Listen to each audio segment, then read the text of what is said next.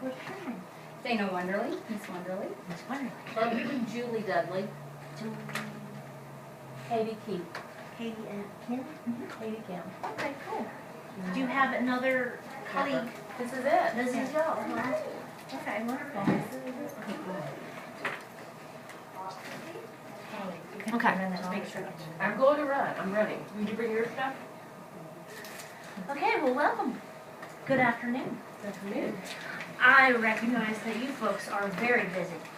So a gift of 45 minutes with me, I realize, is a sacrifice. I thank you for that. I hope that this workshop will be useful to you. What I'd like for us to do is to work through a quick activity that will help get some language out on the table. Language that we can all sort of calibrate so that we can take this differentiation that we do in the classroom all the time and just maximize it by using common language about it. So we currently recognize that you already are differentiators of instruction. I'm just going to move that even more down the continuum of deep proficiency by just having a lot of language to go with it. So we have a definition worksheet on the table, and we're going to work through it. But then I'm also going to move around the room and give out some different task cards, and then we'll talk about that more as once we finish. So, taking a look at this worksheet, common definition for differentiation.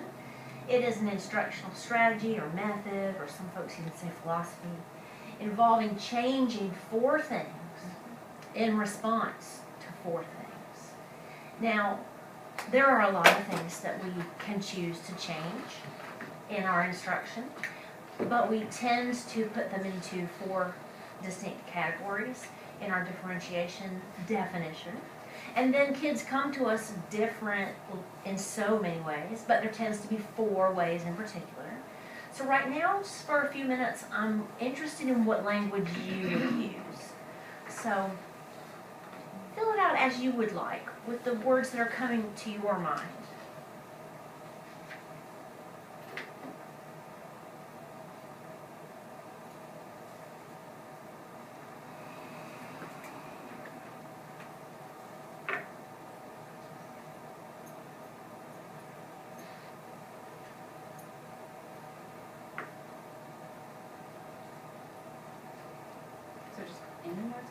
Yeah, what are the words that come to your mind as you complete this definition of differentiation? Give you a little card. Review those.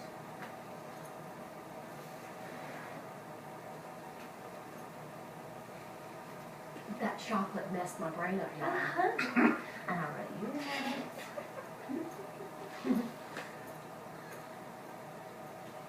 Forgive my reach over your note also.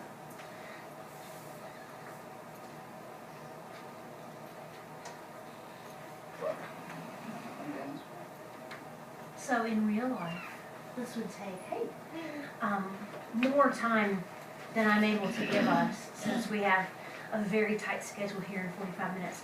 So I'm going to be rushing us along. Forgive me for rushing us along. But I've passed out a few cards.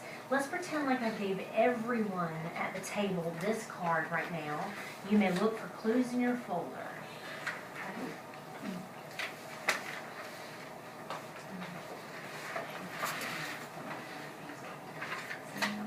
I got one right. I got four right. Okay, thanks. You want us to finish filling in, or? Yes, please. A good question that I've been asked today is, does it matter what order? No. There are four categories of aspects of instructional things we change. It doesn't matter what order we put them in on that first row there. And then there are four terms we often use to describe student differences, and those go on the bottom row, and it doesn't really matter the order of those terms either.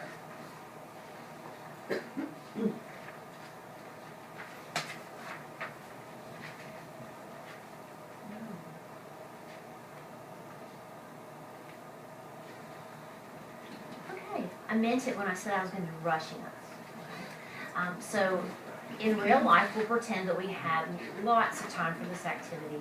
What were some of the words that y'all used that are completely accurate, that just didn't happen to be the same words that you might have found in your folder? I put assessment. Yay! Data. And I agree And that I you got can it's supposed to be change. Product, assessment, yeah.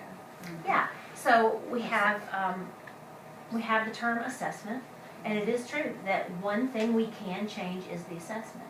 The way we change it is by either changing the content of the assessment, the product of that the assessment becomes, the process of completing the assessment, or the learning environment involved in that assessment. But you're right, assessments are something we change. What are some other terms that came to mind because you work with differentiation all the time, but just weren't in this folder? I put learning styles for Yay! the bottom part. It is, and that is one of them. We use the term learning preferences only because we are trying to match with the language of Carolyn Tomlinson, who's sort of our current guru of differentiation in terms of the research and the literature. But that's what it means: learning styles, multiple intelligences, learning preferences. So we've said a few of these so far. So far we've uncovered a few things. That this is an instructional strategy or method involving you're strategically changing. I forgot the word strategically on the PowerPoint, but it's on your handout. Strategically changing four things: product, process, content or learning environment. And doing so because kids are so different that it compels us to change. Because I don't know if you've noticed, but kids come to us and some of them are ready for third grade and some of them are not ready for third grade in many ways. Okay. And, thank you, Dr. Fulton, for reminding us that this is our ideas table. And you can write your ideas as you think of them on the table. Oh, cool. It's permission for graffiti. Nobody else has done that before us. Because they haven't. I forgot Only to one tell under them. yours. I forgot to tell them. Garza. Yeah. So the kids come to us and they have different things that they know and understand or are able to do. We use the term readiness to describe that. It's not only is it politically correct, but also it's a growth mindset word. You know, readiness. Like I can change your readiness. I can contribute to make you more ready. Whereas ability, that's sort of a fixed mindset word, and we try to steer away from that. But kids come to us and they're different in what they know and are able to do, and so that's their readiness. They also come to us and they're different, as you said, in their learning preferences or learning styles or multiple intelligences. We'll just put preferences there or styles, either one. And then they come to us also very different in what they like, you know, just what they're interested in. I like the outdoors, I like the indoors, I like computers, I like bicycles, you know, just the things that they gravitate toward in their thoughts and in their habits and in their spare time. And then also there's another reason why we differentiate, and sometimes, quite frankly, it's because we've been given the thou shalt differentiate form with the list of all the kids who are on 504, or all the kids who have gifted contracts, or all the kids who are on EIP. And so sometimes there's an official sort of learning goal, and the learning goal is different, and because of that difference we're making some changes along the way. Okay, so we've got our chart filled out. I gave some little cards out. We're going to talk about the little cards just a bit. Let's start with your card. Would you please read it to us? You are ready to prepare for sharing an example out loud in just a moment. Okay, giving her heads up that what she should be doing right now is preparing a short speech to present. So I could have given that card to her for a number of reasons. Probably she's doing really well on that definition worksheet. I mean, certainly I'm not going to assign her an out loud speech if she's not getting it, because that would just put her up for failure, and so that wouldn't happen. So she must have been doing well. Now that means that I noticed in the moment that she had a readiness level that was high. But here's my question to you. Sure. If I didn't have a formal assessment to show me that, and I just sort of noticed it as we were working, do you think I should still count it as differentiation? Yes. Yeah. Yes, I'm so glad you said so, because we don't want to accidentally think that differentiation always means that stuff you spend hours and hours on at night, because it doesn't have to be. Although, sometimes we do, right? I feel like you differentiate just by the conversations. You do, yeah. My class all different. conversations are different than what they're gonna have. Yeah. In their classes. Yes, y'all differentiate all the time. Good teachers have differentiated 10 times before they've even started the official class day. You're exactly right. What makes it differentiation is having a conscious need that compels you to make the change. For example, if I just walked around here with a t-shirt that just said thank you on it, and people were doing nice things for me all day long, and I was just like, I don't think that's a real thank you, you know? There wasn't something specific that compelled me to do the thanking, and I didn't thank in a particular way, so I don't want to count that as thanking. You know, I don't want to accidentally differentiate and count that. I want to count as differentiation those moments when I recognize differences in readiness, difference in interest, difference in learning preferences or learning styles or goals, and that because of that I was being strategic as I changed the content, product, process, or learning environment. So, what's your name? Debbie. Debbie. So when I handed Debbie that card, because she was doing so well, because I noticed in the moment that her readiness was high, what did I actually change? She's not working on the worksheet anymore, and now she's getting ready to give a little speech. So what's different? Her process? And Oh, product. The product. Yeah. So you stopped with the written product and picked up the spoken product. And as you said, it's going to involve a different process. Because the process cognitively that was going on before that was looking in a folder to find words that make sense in a blank, right? And the new cognitive process is gathering your own thoughts in preparation to speak. That's completely different cognitive processes. So yes, process and product got changed in response to readiness. So we can ring the differentiation bell, ding, ding, right? Actual differentiation.